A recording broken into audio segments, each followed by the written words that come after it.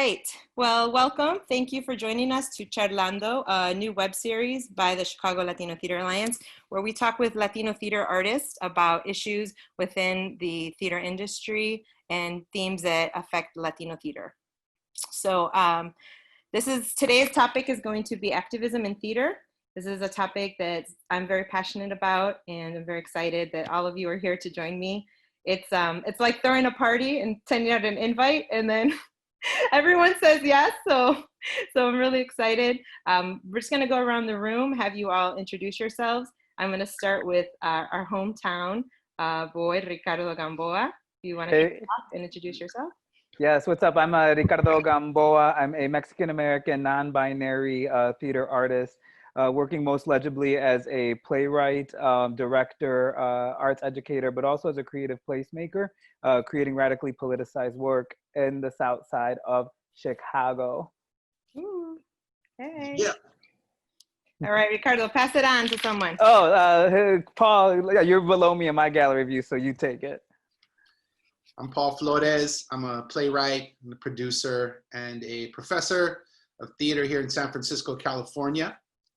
A lot of my work focuses on transnationality, urban experience, urban politics, urban Latino identity, hip hop, and of course, immigrant rights. I'm originally from the border between Tijuana and San Diego, so a lot of my experience is formed by growing up there, back and forth between Mexico and the United States. So I take that whole kind of back and forth, transnational, binational experience and apply it to my work inside theater and community. Yay. How about Miss Sara Guerrero? Good morning, I'm Sara Guerrero, and I hail from Santana in Orange County, California. I wear a number of hats like many of you.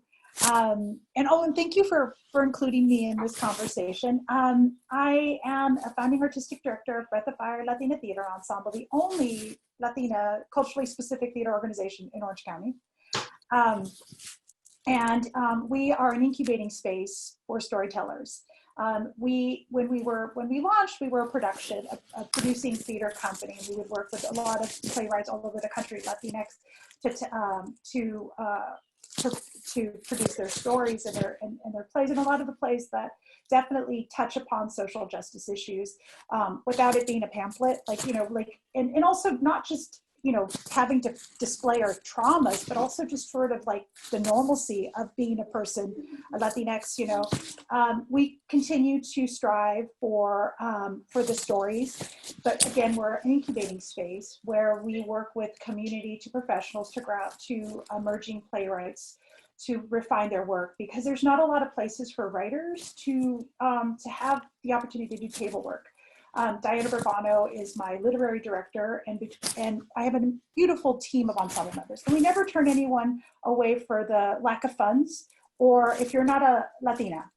So we definitely work with an array of personas. And then additionally, I'm a guest lecturer, director, and a coordinator for creating works for communities of color, specifically the Latinx. I generally am invited to institutes and sort of have the conversation about what is missing, and then looking at work and ways to create work. My background is in theater for social justice. When I came out of college, I just wanted to be an actor, but there are obstacles, and became more about producing and being behind the scenes. And so I've been a part of directing, producing, playwriting, in many capacities, depending on where it is that I need to focus myself, in the work that I love to do. And I'm a mom of both of humans and cats. But and I really love what I get to do. It just really changes and shifts depending on what's going on. There's so much going on right now, so it's a challenging time, but it's also really refreshing and invigorating, inspiring time as well. That's it. All right, thank you. Chévere. So fabulous to be here with you all. I had a great opportunity to meet Christine last year when I performed finally after a 20-year desire to do so at the National Museum of Mexican Art. I knew it when it was called MexMu, the Mexican Museum of Art, because I had known some of the previous collaborators. So it was great when Mr. Tortelero, what's his name? Tortelero? Carlos Tortolero. Tortolero, when he was like, "Órale, Jose, we're so happy to have you here." I said, "Yeah, I've been waiting to be here for 20 years, so I'm happy to be here." So thank you. So I'm an Ecuadorian-born immigrant, raised in New York. I performed a lot at the Nuyorican Poets Cafe in the early days, and I re-identified myself when I was there as the Ecuayorquino, you know, because I used to have so many Puerto Rican, Nuyorican brothers, right? So I was there during, I got a chance to actually meet briefly, well, I knew Miguel Algarín, I would see him quite often, and then Pedro Pietri, I got a chance to meet him briefly. So, and I performed a lot at the Nuyorican Poets Cafe. But then I remigrated many moons ago after college to the Deep South here in New Orleans. And I began looking at what happens when you have migrations within the United States, especially at a more pan-Latin perspective, because I consider myself a Northern liberal ethnic Yankee living in the Deep South, right? And when I got here, I had someone, and I often do this in my show, I do various voices, and I remember someone saying to me, "Well, you're not from here, right, boy? I mean, you're not from here." I said, "You sound to me like you're a Yankee." And I said to him, I said, "Wow, you know, I've been called many things in the United States before, but I haven't ever been called a Yankee. So I'm not sure if that's an upgrade." I'm a renegade scholar, and I say that because I do a lot of research on what I call the United States of Amnesia, a system that seduces you to embrace forgetting. I'm completely bilingual. I often write my pieces first in Spanish and then translate them to English. My poetic work is very much influenced by Garcia Lorca, Pablo Neruda, Cesar Vallejo, and you know, more of the classic, I would say, Latin poets, right? I believe in what is called duende, the possession of the spirit. And whenever I perform, especially with the Taco Truck Theater, we open up by making a petition to Elegua. Because I've been living here in the Deep South in New Orleans, a place where Yoruba and Voodoo still is very actively practiced, I began doing a lot of research, and I meld and I combine and I fuse all these particular practices that I've engaged in to create a sort of hybrid pan-Latin performance perspective with the understanding of our Afro-Caribbean and Afro-Yoruba culture that has become a really big part of my work. So I often make these petitions to Elegua, and I'm in black and red, and Elegua is one of my my orishas, the same way Shango is. So I gravitate to those mythologies because I was raised Catholic, but I'm very post-Catholic, and some jokes I do just for me. Yeah, so I'm here in New Orleans, and I create work, especially for the last 15 years, that recognizes a story that's been deeply neglected, and that is that this city, during this anti-immigrant hysteria, has been rebuilt and rebirthed by thousands upon thousands of undocumented Latin American immigrant people. And still today, we deal with the neglectful brutality and actually the exclusion and erasure that was just perpetrated by this book right here, published by the Louisiana Endowment for the Humanities, a state arts agency. What's the name of the book? This is called The Tricentennial Anthology, published by the Louisiana Endowment for the Humanities, called New Orleans in the World, 300 Years from 1718 to 2018. Well, their post-Katrina chapter, we are disappeared. We are brutally disappeared. It's a state arts agency. It was celebrated as the book of the chronology of 300 years of New Orleans. In addition, there's maybe 2 sentences about immigrants being part, or even the Latin American legacy. There's one page on Honduran culture that is called Little Honduras, and they mention the United Fruit Company as if it was a benevolent company. We all know that that's a company full of blood.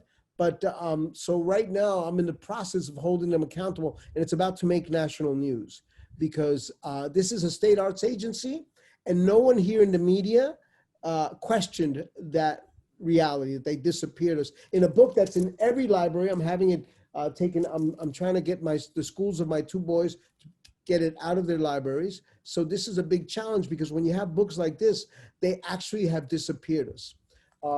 And New Orleans has a long legacy. And just to mention, in terms of what we were talking about, Ricardo, the slave trade happened Havana, New Orleans, and Veracruz, right? That's what was related or spoken about as the slave triangle, right, for the trade. So that's the nature of the work that I do.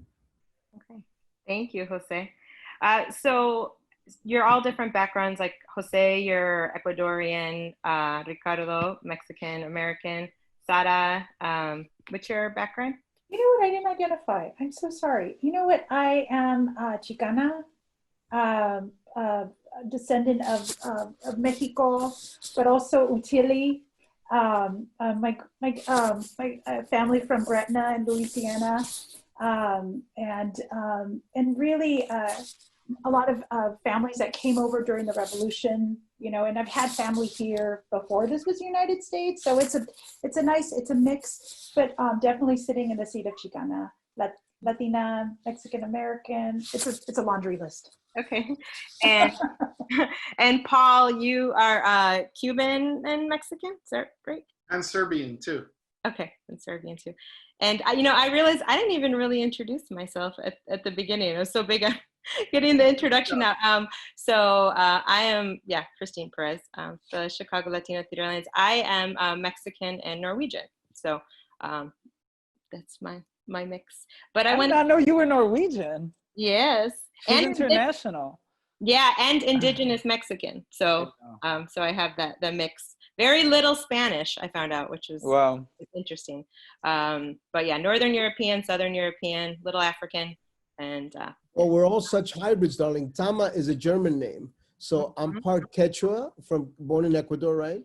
And mestizo, of course, from mestizaje, a Spanish rape of our indigenous people. And Tama is an old Bavarian German name.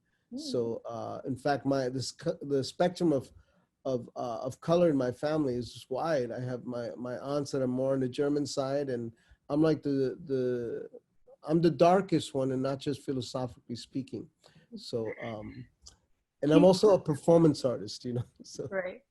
So what I wanted to have you talk about a little bit about how your identities play into your work. You know, like in Chicago here, the theaters are, I think, not just Chicago, across the United States, heavily white. So correct me if I'm wrong, Ricardo, but we're looking at 70% theater, 70% white theater that's done, when it's only 30% of the population that is white. The rest, 3/4 of Chicago is, you know, people of color. And so how do you get your stories on stage, and how do you represent yourself, since there's not a lot of opportunities for us to be able to tell our stories? Yeah, I mean, I think that's like a layered question, right? So I think it's precisely right. When you look at like place, right? Somewhere like Chicago is 1/3 Latino, 1/3 Black, and 1/3 white. And I grew up on the south side of Chicago, which along with the west side tend to be the more kind of like working class communities that are predominantly Black and brown. And, you know, exactly what you said, right? Something like Steppenwolf Theater gets hailed as like the monument of theater in Chicago. And it's actually founded by 3 suburbanites. One of them, like Gary Sinise, would end up becoming a right-wing conservative, essentially, right? And that in the history of Steppenwolf, they've never, you know, they've neglected Latino playwrights in a city in which we are omnipresent, and Latino stories. But I think what's really important about Chicago is the way the, you know, the population of Latinos that are born and bred here are further kind of ghettoized and indigenized in ways that colonialism usually does Black and brown populations. And what I mean by that is because so much of my work was motivated not just by the fact of the preeminence of white theater, but also by the preeminence of brown transplant theater. And in which like the people that were able to tell brown stories and Latino stories were actually transplants who were aspiring into assimilation and we're kind of modeling the same type of modes of behavior and thinking. And we're essentially just like browner versions of their white counterparts in a lot of, and you know, in a lot of my, it was what I was finding. So like for that, my trajectory was very much rooted in not just addressing, you know, some type of like pan-Latinidad and making some work that's going to be facile and to try and get into Steppenwolf or Goodman. My work was rooted in how do we actually, our understanding that in a place like Chicago, we make work because it's how we need to fucking survive, right? And that it's actually, and so how do we take theater as nothing less than an act of survival and a way of making place when you're a population that's constantly at the brink of pending erasure, right? Whether it's through deportations, gentrifications, right? Natural disasters, if you're Puerto Rican in Hurricane Maria, right? And so a lot of my work was kind of how do you forward brown stories that are rooted in Chicago and that actually take Fanon's idea of revolution, the last become the first, as the premise for theater making. So, you know, that first meant working with collecting stories from you know, from brown people, from immigrant families, predominantly Mexican American on the South Side, and you know, it was also not just what you do, but how you do it. And so part of what I was not interested in doing is reproducing oppression porn, trauma porn, kind of like the same type of representation porn that we see a lot of mainstream Latino theater offer. And, you know, I also wasn't interested in just doing a linear play, which is kind of like a Western logic, right? So it was like, what happens when you actually not just like put a brown veneer over a Western conceived play, or, you know what I mean? But what happens when you actually have a whole new locus of enunciation of how people, and a whole new imagination that is from a parallel universe of possibility. And, you know, that happens when you're like, you know what, we're not going to just hire the people that have MFAs to tell the story or get the playwright that is well connected. We're actually going to find the people like from the hood that are going to tell their story, because we talk about representation in theater all the time, and Latinos love to talk about representation because they want to see more of it, right? But the problem is like a lot of times what happens is communities are denied their ability to self-represent.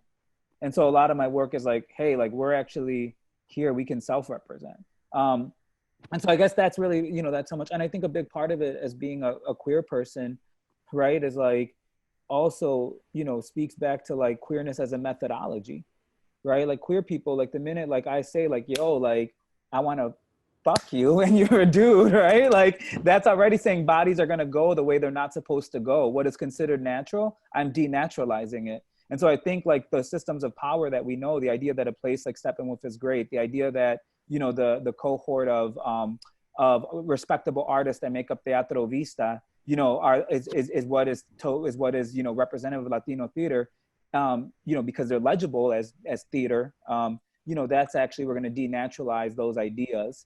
And we're gonna use that in how we even make plays. So a lot of my stuff has also been about non-hierarchical collaboration, right? Like queer, and it's also been about party, you know, as queer people, like we've had to find new ways of relating. We've had to find new ways of making family. We've had to find, and also like party has been such an aspect of our activism. And so all those things really converge, while at the same time, you know, drawing from a history of being a radical activist in Chicago since I was an adolescent. And so a lot of my stuff also incorporates community building into the theater making process. So an example of that, and I'll shut off because there's like 50 of us on this, but like an example of that is when I make a play, Mi Juanito Do, that's collecting the stories of Chicago Mexican Americans on the South Side.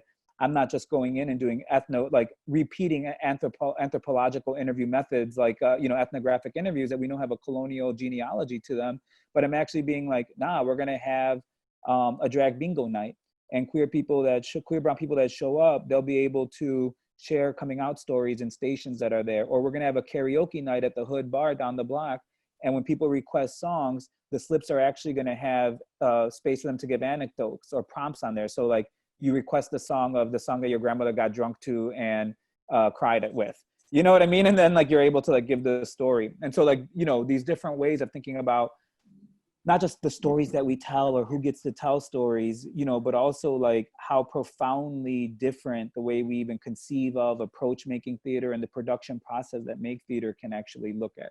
And all of that just comes from me being a brown faggot from the South Side. You know what I mean? You actually stole what I was going to say next. I was going to say Mi Juanito Do was my first introduction actually to your work.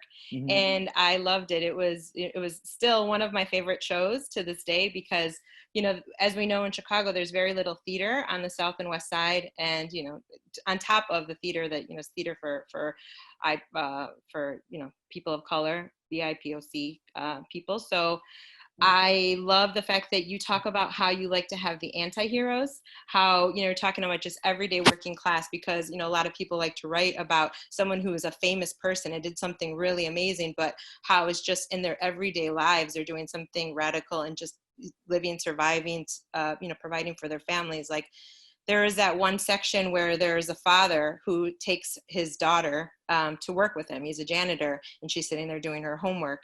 And it's just a lot of things that, you know, I think that most people don't think of as something that's symbolic or something that's really important to see on stage. And also the way that you had it set up, you know, in your storefront and, you know, having the stage in the center and having couches on two sides and having, you know, the little party, the little house party in the back, in the bathroom, and then going out on the street when you had the little Chinese dragon, you know, that went in the street in the middle of you know, winter, basically. It was really cold in Chicago at that time.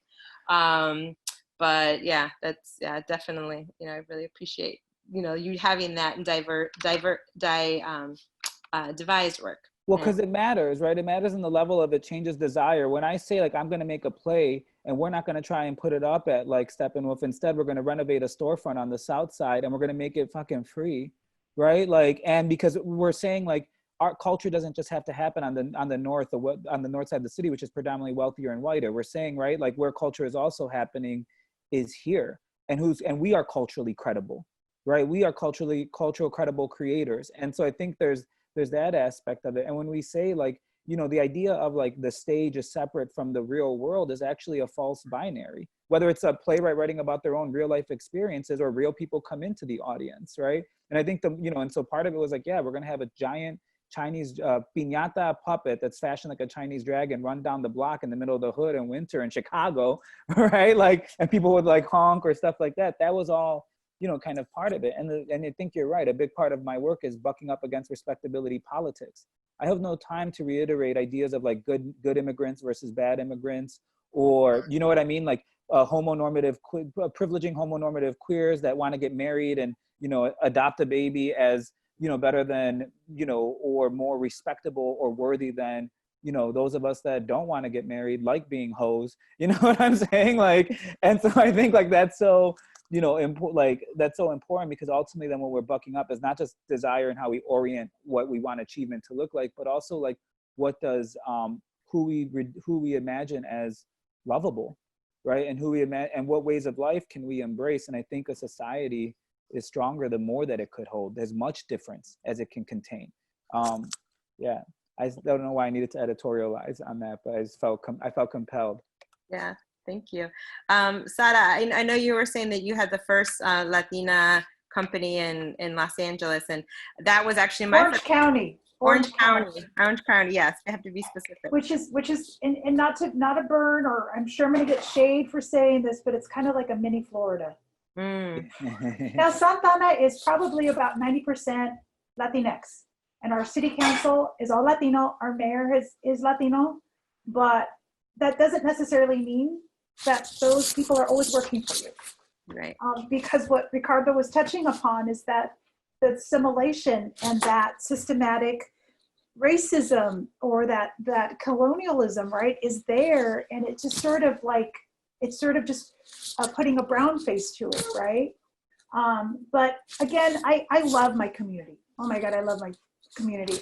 The people here who make it wonderful. I mean, there's El Centro Cultural de Mexico, and they were the organization that helped us form our own organization. And they've helped form a lot of organizations that are very vocal. You know, I'm really proud of the youth here in our community.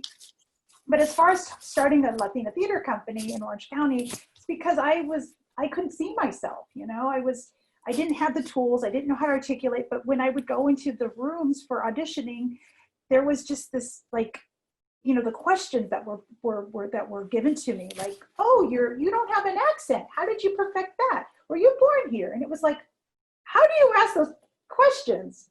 You know, and although I had this amazing training, I went to Cal Arts, and I was living in LA, even representing Orange County in LA, the Latinx community were like, there's no diversity in Orange County. What are you talking about? And I'm like, what? So, but anyhow, just like going through that and really not wanting to be in a toxic environment, I shifted my focus. And I remember my mom was telling me, Anika, stop complaining, do something else. You know, and so I worked with a lot of organizations. I was a teaching artist for Fringe Benefits, and where I would work all over the country, creating and building plays with community to address a really specific issue, and through like Boal training and with Boal as well. And that was amazing. And that was, and just sort of, that sort of was rooted in my practice, which also led to my teaching. And then eventually I found myself opening a theater company with a small group of other like-minded people. We had no idea what we were doing. You know, I was never an artistic director. I'd been associate artistic director for another company, Teatro Indígena, which was also founded here in Santana. And, you know, and I grew up in the shadow of Hispanic Playwrights Project that came out of South Coast Repertory, and Cuco Cuerves that came out of a local college with Jose Cruz Gonzalez and Roy Convoy and Lori Woolery. And so I you know, definitely was exposed to that. So I was like, oh, I could see our stories. I could see us on stage. And I knew that was possible. You know, we're still a scrappy, resourceful organization. When everyone else was questioning what we're going to do next, we just went straight on Zoom. And we moved our programming, and all of our programming is free. We do not charge our community. And again, we work with people at an entry level, emerging to professionals, you know, but we do look to pay our artists or offer honorariums. And we work with some amazing people. And again, like what I love is the stories that come out of it. I mean, some of our writers are as old in their 80s and as young as like 19, and the high school students that we work with. It's just, it's incredible, which then also inspires me about the work that I do. And the work that I do, like the last project I worked with was at the University of Oklahoma. And it was interesting because, you know, they're going through some things as well. And there's only like one person of color on the faculty. And their focus was to do a Lorca play. And I love Lorca. Oh, and I love Duende. You know, I grew up reading his poetry, you know, living in South America for a while, seeing the actual plays performed in Spanish. It was like, this is Lorca. But anyhow, you know, having the conversation like, this is not a Latinx play. This is a Spanish-European play. It is a classical piece, and it is resonant, and what it has to say is definitely, you know, powerful. And I'm happy to direct it, you know, and I'm happy to be considered to direct this. And so when I had cast the show, I was told, this is the most diverse cast we've ever seen. And I was like, what? But it was exciting to do that work.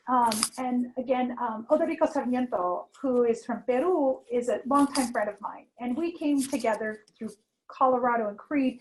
And I got to know more Chicago, folks from Chi-Town, like working with Stephanie Diaz, Miguel Nunez, and of course, getting to know Nancy Loa Garcia. Yes, fan of her work as well.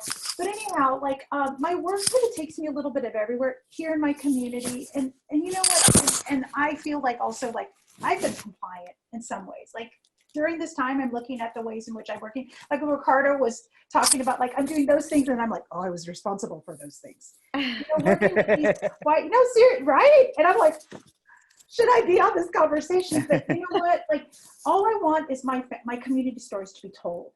And you know, we would get, you know, a James Irvine Foundation, a $600,000 grant to work with a community for 2 years with my work husband, Jose Cruz Gonzalez, to tell these beautiful stories. And it was phenomenal. Like I got to learn more about my community. And I also learned about how historically, even more, you know, like we know this, but when you see it practice, it's just like, it's like, but like how our history is not included in the press, in the books, right? As you were talking about, Jose. And just recently I worked on another project with the symphony, and I'd never worked with a symphony before. And that was amazing. But talk about like institutional whiteness. And Gustavo Arellano, who's a dear friend of mine and also responsible for the column Ask a Mexican, who's also still a journalist. He also came out of Orange County, and his family hails from Perez, and so does my family. We joke about how we're related. But anyway, so he conceived a project about telling the histories of the Latinx experience in Anaheim. So I was the playwright and the director on it, and we worked together. And it also gave me an opportunity to sort of look at my own family who came over. And just like one of the worst union strikes that ever took place was here in Orange County. And there's like zero, like very little information about it. And that's where Cesar Chavez's mentor came out of. And like all the things not to do, you know, for your unions and for protesting and stuff kind of came out of that experience. And just reading the atrocities, the lynchings that have happened here, you know, it's again, like being able to help people shape their stories and not necessarily like prescribe it, you know, like that's something that I really like to be careful with is not being prescriptive with our writers, but also being really, really supportive and sort of like addressing things that like that is systematic racism, you know? Can we just talk a little bit about just the difference being a female? Because, you know, Teatro Luna was my first introduction to Latino theater. And I loved the work that Tanya Saracho and Koya Paz, what they started in Chicago, because it was the first time that I actually saw stories that I could relate to. And, you know, besides theater being white, also we live in a man's world. Unfortunately, you know, where women aren't always taken serious, you know, we're supposed to just smile and look cute, but you know, working with men and sometimes have been mansplained certain things. So just a little bit. I know we want to get around the room, so Paul and Jose can, you know, talk a little bit, but yeah, just briefly, if you could just talk about your experience. Sure. Yes. And trying to, you know. Well, I think it's also interesting, like even as a woman, like what we carry and how we, like culturally, what are the things that we're sort of like attached to and how do we like untangle ourselves?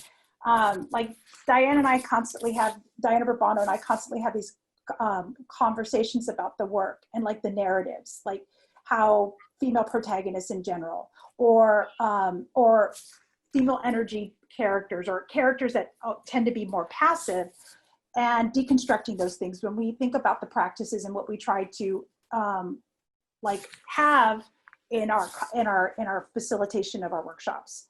You know, even like you know, right now I'm writing a play that I shelved about 15 years ago, and as I re-examine it, I'm like, oh my God, I'm my own worst enemy. I'm looking at my protagonists in this, and they're so passive. I'm letting everything happen to them. And that's also like a retraining of myself. You know, like I've been in rooms where I've been told, oh, go get me some coffee. And I'm like, I'm the director, you know, sitting in rooms and, you know, like telling people, yeah, that is bias. That is racist. That is sexist. And then really surprised that it would come out of my mouth. Like they look at me like, you wouldn't say anything. That's so surprises, you know, me. And it's like, you know, like I've had these conversations, I've had these uncomfortable conversations, and it just feels like, you know, and I know that I feel like I can believe that everybody's had to have some sort of uncomfortable conversation and in some capacity. Like, you know, like I remember my mom even telling me, Mija, when you don't walk by yourself, make sure that if you've got your headphones on, you're always looking. You know, don't dress too inappropriate because someone might perceive that to be wrong. Like those conversations that you have to have with your children about, be careful of the color of your skin because how you might be, you know, seen. And as for women, it's like, and like, be nice, you know, oh, you know, don't upset the room. You know, maybe, you know, I remember my grandmother used to say, you know, it's awesome to be right, but that doesn't mean you always have to say it. You know, like sometimes it's better to be kind than right. And which I understand, like I sometimes practice that, like when I know it's like people that I know that like gotta feed them, you know, like love loved ones. But anyway, but like those things I wrestle with, you know, as a woman, as an artist, as a leader, you know, and I remind myself I don't always have to have the answer. And like, and one of the things that I love about the work that we do is I love work that makes me feel uncomfortable. You know, I love work that makes me question. I love work that makes me think, makes me talk. So it's like, why can't I practice that in my life? You know, like kind of owning, and I feel like there are things that I've definitely gained as far as like my training in theater. And it's like, why am I not practicing that in my own like daily lives?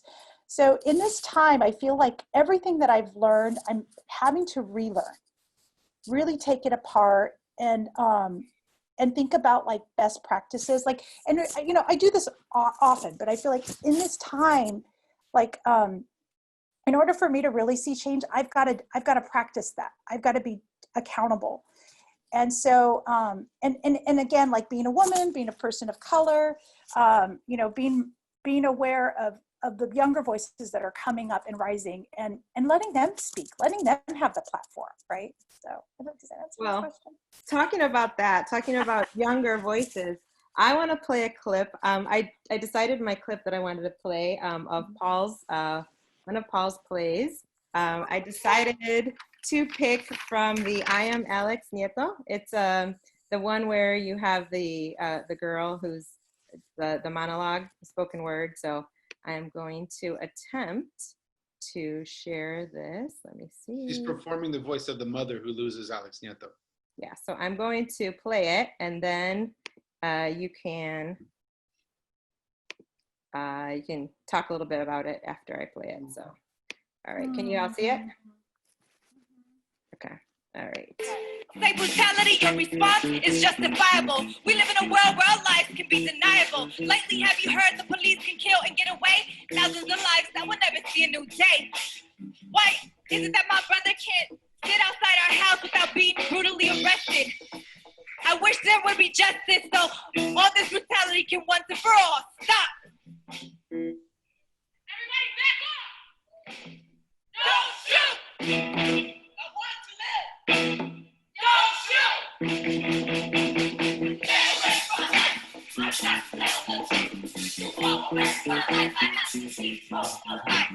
You can't arrest murder.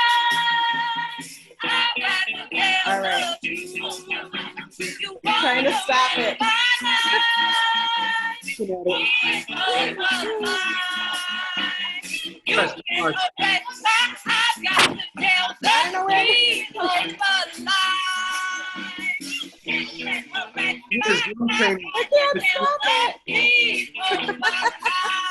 Gonna end in a second.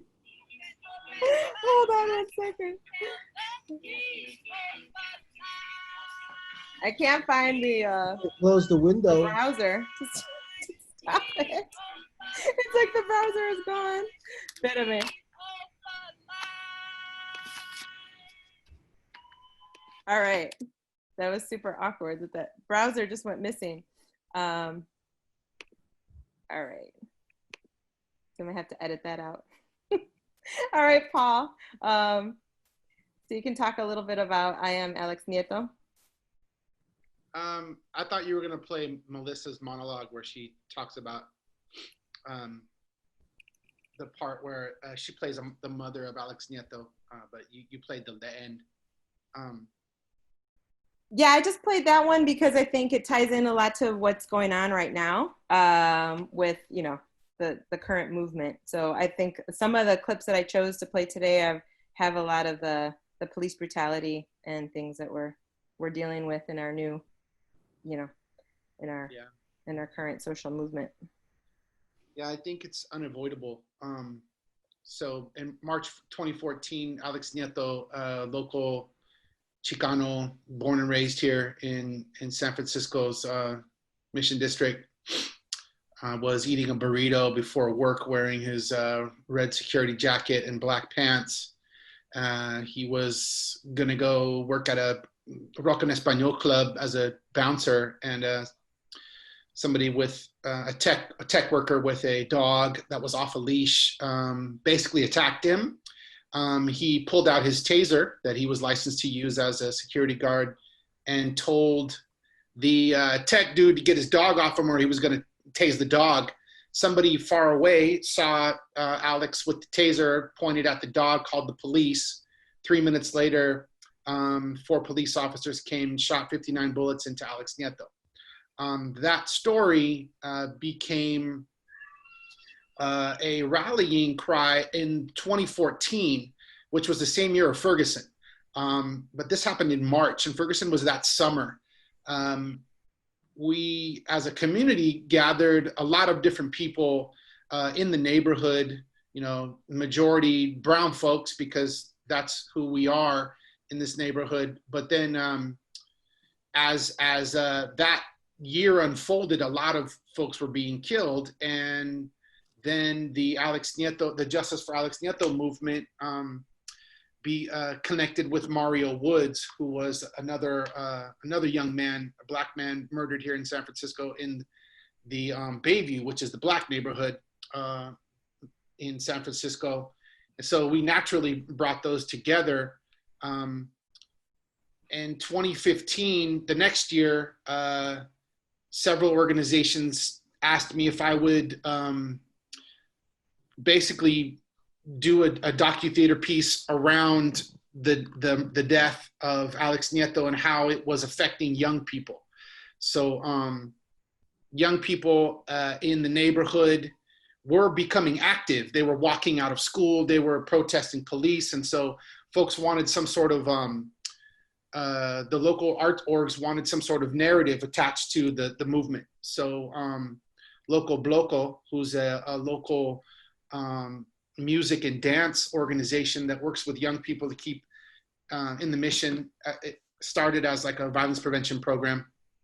They asked me to work with some of their youth to process some of the pain, the anger, as well as discuss not only, you know, police violence, but how it intersects with gentrification. And in the mission of San Francisco, the Mission District, we have a gang injunction. We had a gang injunction that was very large, targeting Latino gang members or Latinos in general. When you target one part of the Latino community, you basically target all of us. So the intersection of gentrification and police violence was pretty easy.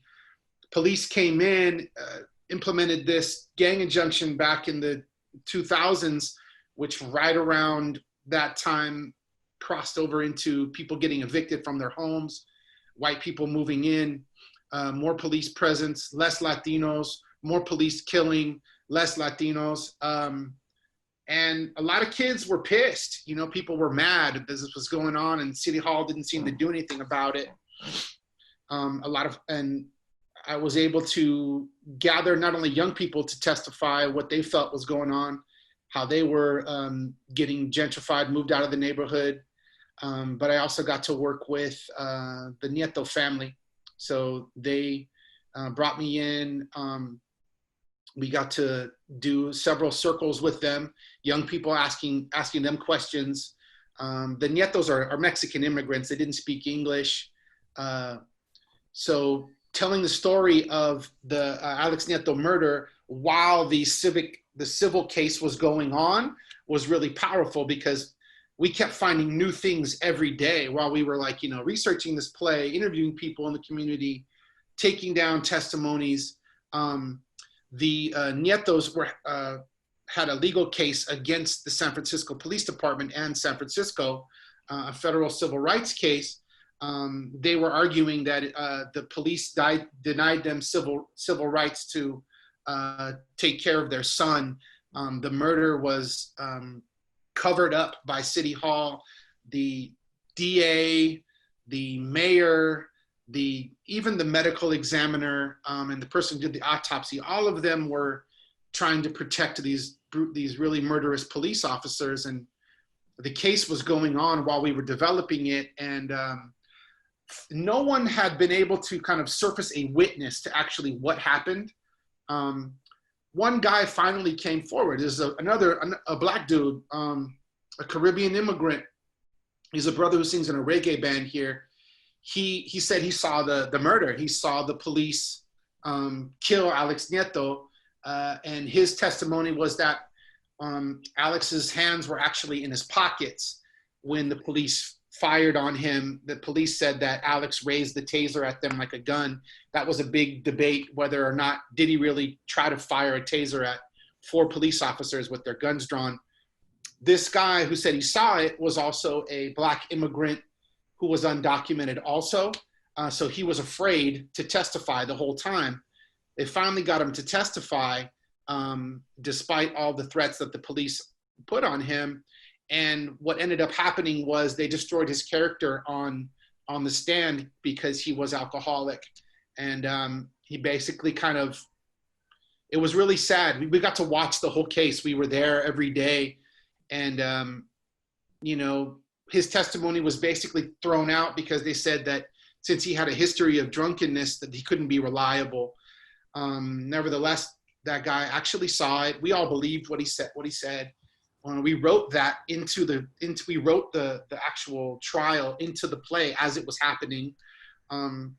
It was about a 2-year process from beginning to end, from 2014 to 2016 when we premiered the play. It was done by young people. Some of them were actually my students from local high schools and at USF where I teach. I was able to kind of recruit them to perform some of these voices, right? These were young people playing real folks in the community, many of them playing older people or, you know, folks playing other races. So it was a practice, I thought, of not only empathy, but of organizing. The play generated a lot of interest locally because the activism was so high at the moment against the police. We also had something called the Frisco Five, which were five activists who basically camped out in front of the Mission Police Station and did a hunger strike. That generated tons of publicity. This is all happening at the same time. And eventually the police chief was fired due to a lot of these different protests, the play, all kinds of activism was happening. In San Francisco, that's kind of like the way we do things. We have a legacy of using the arts to forward not only movements, but policy. That's my training. My training has been in using arts as a means of narrative to generate interest in certain policies, change, transformational legislation, awareness. So I am Alex Nieto is kind of in just a lot of the ways I work, not to mention the bilingual elements of all the work I do. I'm often, if not doing 50% Spanish, you know, a good amount or a majority Spanish pieces, because my interest is in getting as much relevance for our community, even if they don't speak English. Or like Ricardo said, getting authentic voices means putting people who don't go to the theater on stage, telling stories in the language they understand. Working with Sara was really an eye-opening thing when I took Placas, which was a piece about MS-13 and tattoo removal. Seeing what the environment she has to create work in, which is really reactionary. A lot of Trump Latinos down there. I faced a lot of pushback from the community. The school district didn't want to, was against me doing Placas in Santa Ana, despite its kind of message of second chances, transformation for incarcerated folks through tattoo removal and therapy. That type of work, I think, is antithetical to regional theater. You know, I'm not trying to get into regional theater. I'm looking for big theaters that can host a lot of people. That's one of the ideas that I want to do, is I'm trying to have as many people see the work as possible. I don't care about, you know, fitting into respectable Latino identities to put my plays on regional theaters. However, using those spaces are really important for us. And so someone like Sara, who had access to South Coast Rep, which is it's a regional theater, she was able to move some of my work into her space. And I remember walking through that theater, and Sara was really the only person of color in that whole place. Everybody was white. And I was like, wow, Sara, you really infiltrated this spot. And, she's all jolly, haha, yeah, I'm doing great. You know what I mean? She's a sweetheart, but she does real work. And I think one of the reasons why folks like Sara, are important, as well as Ricardo and Jose, is the people they bring together, including you, Christine. Like, this is what we have to do, we all of us are like conveners in a lot of ways. And to me, activism is bringing people together towards some element of changing something that affects our people. So that's really the purpose of all of my work, is a way to convene towards a certain purpose, towards some element that needs to be raised up in the community, something that we need folks to work changing on. So that's really what I do. Thank you. It seems sort of like a silly question to ask, because artists don't usually like to be told what to do, how to tell their stories. But do you find that it's in certain ways people want to go to big theaters, some want to do regional theaters? Is it some want to change grassroots, some want to get into the theaters and change from the inside, the systematic changes that need to happen? And do you find that some audiences you just can't be as bluntly honest as you want to be, and you kind of have to spoonful, give them little spoonfuls at a time in order for them to be able to start changing the stories that they want to have shown on their stage, and for audiences that have no connection to what it's like to be a Latino growing up in the United States, have never known a Latino, let's say. I don't know who wants to take that question. I was just gonna say access is really important for me. So I know a lot of people are going to be afraid of a Latino play because they don't see Latino plays. But so that's what I think about that ahead of time. So I'm usually integrating other disciplines into the work to make the piece as accessible as possible, whether it's through music, dance, video. That's just one way that I approach audiences from different backgrounds, is to allow them multiple ways of coming into the piece through discipline, diversity. Jose. So, I've been taking notes because you all have some brilliant things to say. Above all, if we're to look at what we're all dealing with, and I've been writing a lot about dispossession and trauma, the fact that bodies of color, and I don't like the term people of color, I like melanin people of power, because that's who we are. I'm a big fan of James Baldwin and Gloria Anzaldúa, the same way I'm a big fan of Eduardo Galeano and Howard Zinn and Noam Chomsky and Naomi Klein, right? So I like to see the larger mythic perspectives. And as a performance artist, I work within theaters, but I like to bring performance ritual into practice.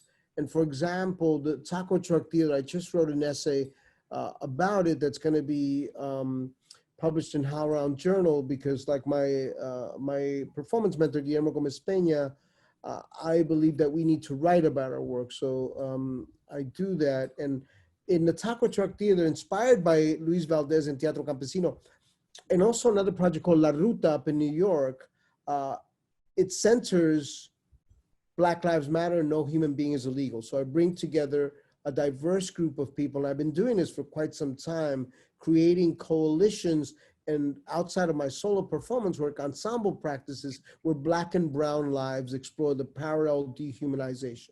Because I see defund the police and abolish ICE hand in hand, right? And I write a lot about it from the immigrant perspective around the anti-immigrant hysteria. But we're all dealing with trauma, and that's what I deal with, the trauma of the perspective from an Ecuadorian immigrant, perform on stage, present my own stories, built on a docu-theater process that's very different, because I like the idea of honoring stories and also bringing people to perform their own stories. With Gala Hispanic Theater in 2018, I engaged in doing one of the most, radical outdoor theater projects with day laborers, men and women. And we did it, and they often just spoke in English. I translated some of them in Spanish, but we did it outside in Columbia Plaza, because I also encourage Gala to let's get outside to bring it to the people, because the people won't even, Gala is a fabulous theater, I have a long relationship, but certain people will not be able to make it inside that Gala theater the same way we know. And that's why I like Ricardo's ideas, that with the Teatro Campesino idea, using the Carpa perspective, we have brought the Taco Truck Theater project to the streets, right?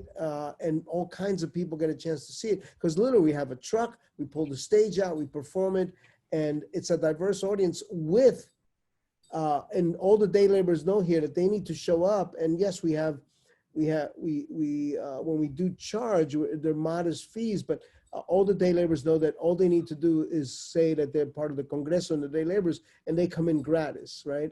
And that's something that you see a lot more in Latin America. You see a lot more street theater, or I don't know how it is for you in California, but in Chicago, I'm sure Ricardo knows this, done your research, like in the 70s, there was a lot more performance and radical work that was being done in the street that's accessible because of like the different social movements and things that were going on. And so there's sort of like two schools of thought, the street theater and then the institutions.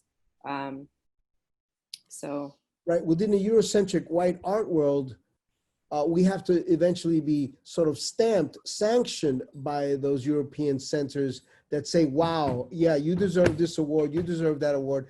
I just made a little video that said, what do I need? I said, we need to have to stop the fact that we have to beg the plantation continuously to approve them, to have their approval for the worth of my work and my blood, right? Because we all have to do that for these large, and that's the way I see it. For me, the entire Eurocentric art world is a plantation, and we're just beggars on that plantation in general. And the grant funding stratosphere is one where we're being forced to compete against each other and present our worth and present our blood to basically panels of other Eurocentric plantation gatekeepers, right? So this is a moment of pause. We really have to call that entire system out.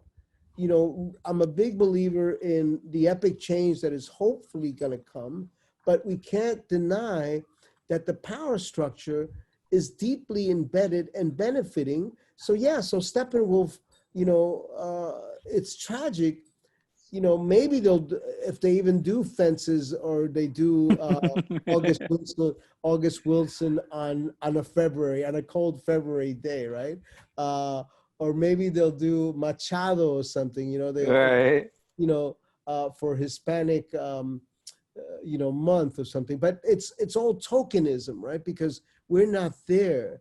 And we have to really continuously knock down on those doors. What's that? You're feedbacking. Oh, I'm feedbacking? Oh shit, I am.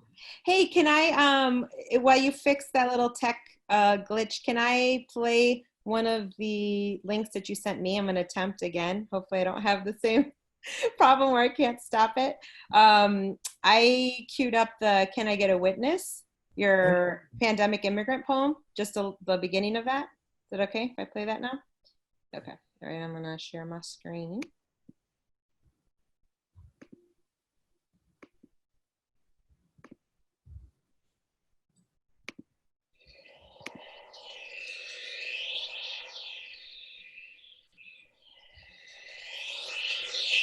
We hold these truths to be self-evident.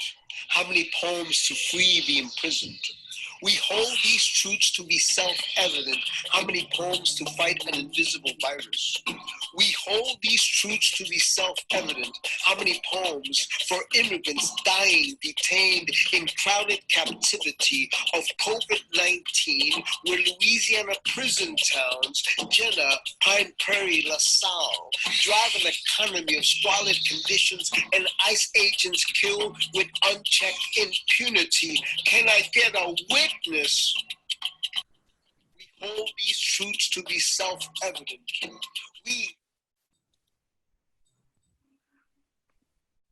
All right. Yeah, so we're all isolated, right? So I began thinking, like all of us, right? We're activists, and we, I mean, for me, I really love what Paul said, because I often feel like a failure, because unless we go into policy change, nothing happens. And I love what you said, Paul, about using the arts to forward policy changes. And that's really powerful, because I was just in a major Zoom conversation, having report about doing some grants and stuff like that. And I felt like a failure, because unless we change policy, nothing happens. And right now, one of the lesser known stories that I was following right around the pandemic time, even neglecting the tsunami of all of my income being wiped out, which is, close to 20K, and putting me in a financial challenge. We're not hearing about the immigrants dying of COVID infected in these Louisiana detention jails where they're trapped in crowded captivity. And it's fucking painful, straight up, for me, as I was doing all the research, because I belong to an organization that I helped to found called Voces Unidas Immigrants' Rights Coalition. And they're getting all the information through the WhatsApp. And I'm like, wow, this is not being reported. We're hearing everything about the effects of COVID on NPR. And I'm holding my local NPR station here accountable, because I used to contribute to Latino USA for 5 years, 2006 to 2011, with commentaries on the post-Katrina rebuilding of New Orleans, at the expense of the human rights violations of immigrants. But this is happening right now. People are dying in these COVID jails the same way we're not hearing about the borders. So, fuck yeah. There's a lot to talk about. I know I said I didn't want to go too long. We're got maybe like 5 minutes more. I know it's been tough, like this year with, having the COVID-19 and having to be stuck at home, and having the theaters closed for a lot of artists. And then everything happened with the protests that erupted after George Floyd. Ricardo, I want to play one of your clips. This is from your Track 13 trailer. I know you do, one thing also I want to say that I really like about your work is you do a lot of intersectionality. And this again is about an incident that happened in Chicago. So I'm just going to play the beginning and just showing you working with some of the kids developing this piece. So again, share my screen. There's a real life human fucking being that was shot dead. We're staging this shit, making a dance track out of his mom's words that's sensationalizing this kid just like the news and every fucking black guy with a record deal. This production is a reproduction. You passionate, this whole situation is a reproduction. Beyonce just reprised the role that's been a Track 13 is about Deontay Mackey. He was a boy born and raised on the south side of Chicago who was shot, robbing an off-duty cop. Deontay Dwight Mackey died after he held the off-duty sergeant at gunpoint. They're talking about whether or not he's right or wrong. They're talking about whether his death was justified. They're talking about how he contrasts with other black bodies or white bodies. We're talking about potential reasons why he might have behaved the way he behaved. I have seen it. I've lived in those neighborhoods all my life. I've stayed in the hundreds. People hold the gun and feel more powerful. They get off on that shit. So you just gonna blame them for living how they live and getting money how they live? That doesn't mean that the answer was wrong either, you get me? Well, in the situation, why? It's not scripted. See, we. All right. So, it's super powerful. Just to maybe wrap it up, I feel like we could talk like for another hour. There's so many things that we didn't really get a chance to talk about. But if you could maybe wrap it up talking about this work and stuff that's happening now and how you're bringing a lot of these stories, like, you have your Hoodwazi that you do that, but with bringing the police brutality and kind of how important it is with the brown and Black unity in your intersectional work to be able to mix both Latino stories and, you know, Black stories. Yeah, so, you know, growing up in Chicago, everywhere there's a Black neighborhood, there's a neighboring Mexican neighborhood, right? We have one of the most kind of segregated cities in the country. And it also, you know, and again, Chicago is 1/3 Black and 1/3 brown. And so growing up, I never understood, you know, Mexican issues or Latino issues within a vacuum, right? I always understood them as relational, as part of a larger, broader, you know, apparatus of oppression. And so, you know, and so even when I began making work, you know, 2 decades ago, we're always interrogating the intersection of Black and brown issues, right? I do subscribe to one of the treatises of anti-Blackness, which is if Black people get free, we all get free.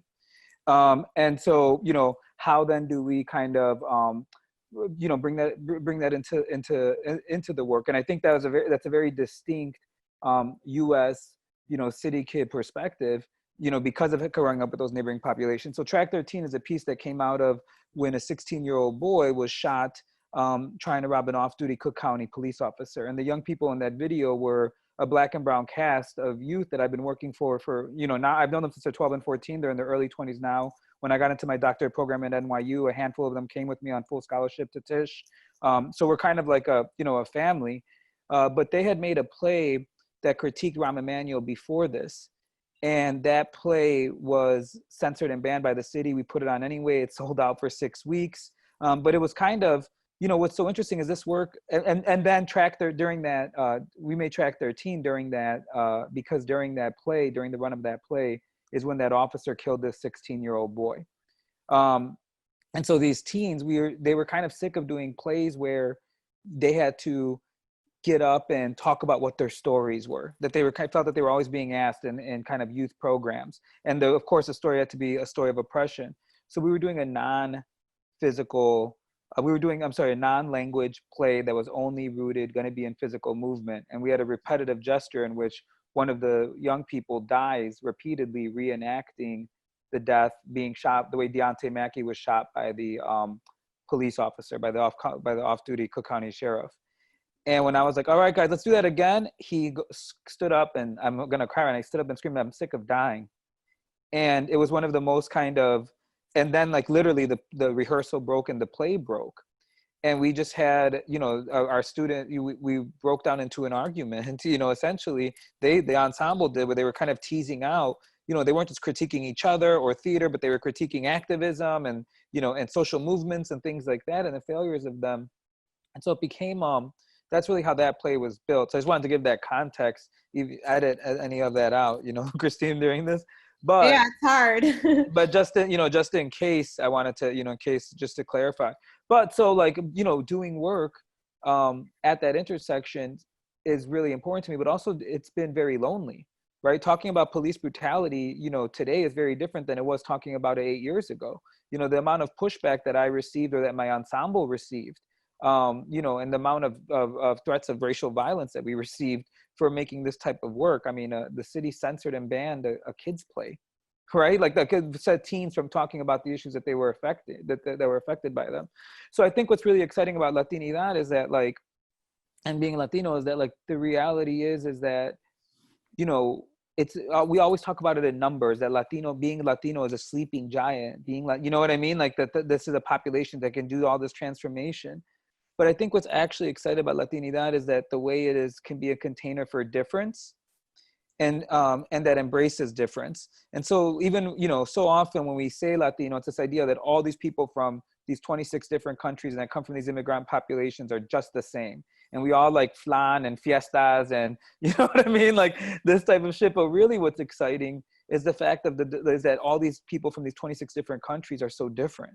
And what's exciting is that, like, you have a racial spectrum it's a multiracial identity category, right? That includes indigenous people, that includes Black people, who have often been eclipsed in this kind of picturing. And what does that mean when you're somewhere in the US, right? Like, how does the Chicana movement that was trying to embrace its indigenous roots, how does that become a point of affinity with the indigenous North Americans that are there to create multiracial, multi-identity solidarities? And so for me, like, that's the task of being Latino in the 21st century, right, is to actually recognize the capacity that we have for embracing difference and modeling that. And I think right now we have to think about the same languages and racial othering that's deployed on immigrants, framing them as criminals, framing them as drug mules, framing them as hyper reproductive.